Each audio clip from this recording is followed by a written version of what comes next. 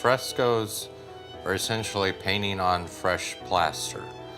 That's the way of Michelangelo, the Sistine Chapel, all the murals in Europe going way, way back. They all painted on fresh plaster. I was a painting contractor for years and lots of experience with plaster, cracks in walls and that sort of thing. But it's really interesting to me because you get such great textures, textures I guess you could get with paint somehow, but plaster lends itself to being very textural, which I love. All of these pieces are that way. And the other thing, it's a different sense of painting because you're, well, it's the way I do it, but I like to smudge the paint with a rag, and the plaster absorbs it, it's very earthy. The textures that you establish with your plaster totally dictate what you're doing with the paint, or for me they do, because it's kind of like, well, this particular style is kind of an antiquing process where you wipe off the paint here, you let certain pigments go in the dark recessed areas that give you all the texture.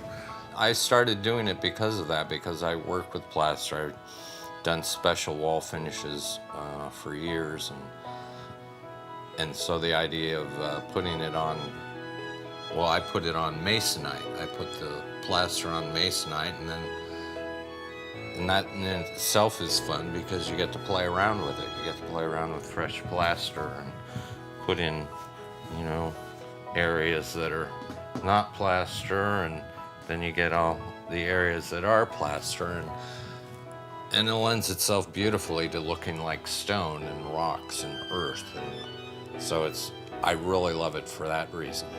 Of course, you can just do regular paintings on it too, but as an abstract medium, it's fun because you can do so much, as far as again, stuff like this, the little dots and the cracks, and so I love it. I haven't done, I still paint on canvases a lot. This isn't my main medium, but I'm gonna do a lot more of them.